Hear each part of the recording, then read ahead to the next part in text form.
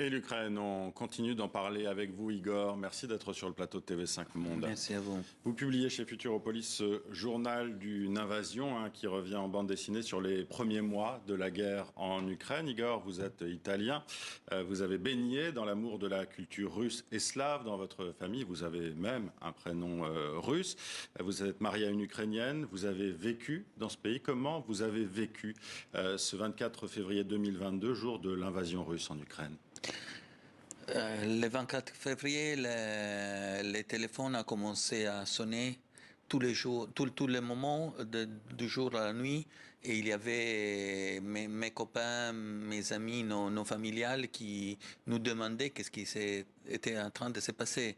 Et c'était atroce voir Dniepropetrovsk, c'était la ville dans laquelle moi je me suis marié, que l'aéroport était bombardé. Donc les nouvelles arrivaient, c'était un mélange d'incrédulité et terreur pure, à l'état pur. C'était vraiment, je pouvais même pas reconnaître les voix de mes copains. Quels ont été vos premiers réflexes? Comment aider écrivez-vous notamment?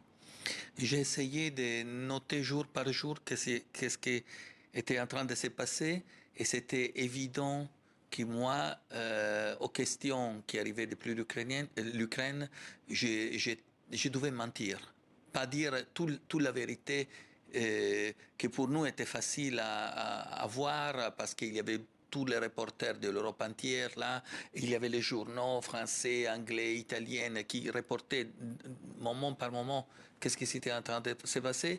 Eux qui étaient plongés en plein théâtre de guerre n'arrivaient même pas à bien comprendre. C'est pour ça qu'ils vous appelaient en fait. C'est ça. Et il appelait tout le temps pour essayer de comprendre mieux ce qui s'était en train de se passer. Alors on va regarder une présentation de votre livre tout de suite dans une bande-annonce. Regardez.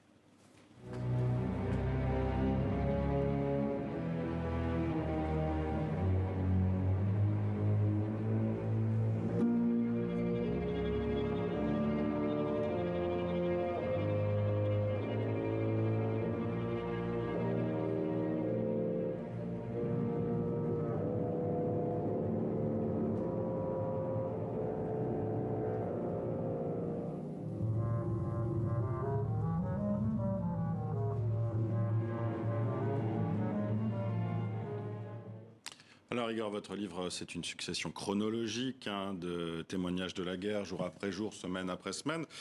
Comment les avez-vous recueillis, ces témoignages? Ce sont donc vos amis, la famille aussi de votre épouse qui appelaient et qui vous racontaient ce qui se passait? Oui, et après, ça s'est développé parce que dans Facebook, moi, je postais jour par jour tous les événements, et j'ai commencé à voir d'autres copains qui me racontaient les témoignages, qui m'envoyaient les photos, qui m'envoyaient la vidéo. C'était, pour moi, c'est essentiel, c'est important de raconter la guerre vue par lieu de gens communs, de la vie, de comment ça change la quotidiennité. Il n'y a pas, c'est pas une guerre d'héros. Ma guerre, c'est la guerre atroce que tout le monde peut vivre. La guerre n'est jamais qu'une saloperie de guerre. Il n'y a pas d'épopée, pas de gloire, que de la misère. Vous terminez ce livre d'ailleurs avec ces deux phrases. C'est ce que vous voulez montrer aussi, justement, dans vos dessins, dans ces témoignages que vous livrez? Je pense que c'est essentiel. Vous savez, Staline a dit 1 million de morts, c'est une statistique. Un mort, c'est une tragédie. Moi, je parle de là. Je préfère montrer petit à petit, jour par jour, la quotidiennité. Et quel témoignage vous a le plus marqué? Ce sont tous des témoignages incroyables et parfois même bizarres, drôles. C'est la femme de l'homme fantasme qui a enfermé son mari dans une maison en face, oui, qui était une maison abandonnée, en disant que son mari était parti parce qu'il avait peur qu'il était déporté ou arrêté, interpellé. Il y a pas mal de gens qui ont pris l'autobus pour arriver en Europe et qui ne sont jamais arrivés. On ne sait pas qu'est-ce qui est passé. Alors vous revenez aussi sur des événements de cette guerre qui ont fait la une de l'actualité internationale, comme le bombardement russe du théâtre de Mariupol. Et là, vous en profitez pour décrypter aussi cette propagande russe. Et elle vous a surpris, non? c'est toujours la désinformation, comme elle est appelée.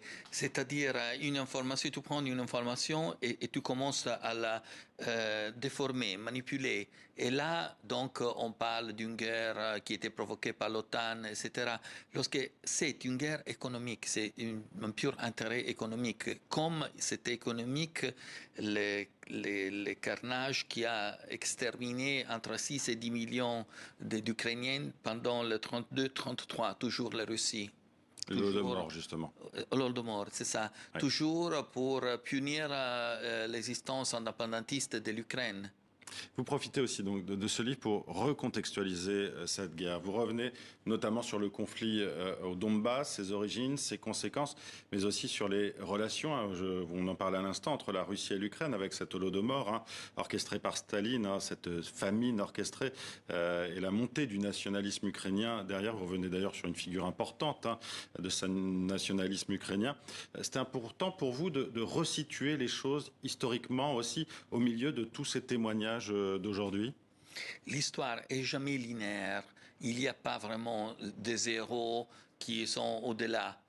Bandera, qui c'est l'héros national d'une certaine partie de l'indépendantisme. Cette figure du nationalisme ukrainien, oui. Et lui, il était plutôt pour arriver à arrêter, si possible, l'armée rouge, il était proche des nazis. Moi, je l'ai dessiné avec l'uniforme de la Wehrmacht. Donc ça, c'est plein de contradictions. Il y a une confusion idéologique, parfois. C'est ça, c'est ça. Vous allez poursuivre ce journal, vous le poursuivez depuis septembre, ce sont les derniers dessins là? Alors, je dois confesser ma faiblesse. Après, j'essaye de me soigner parce que je suis encore traumatisé.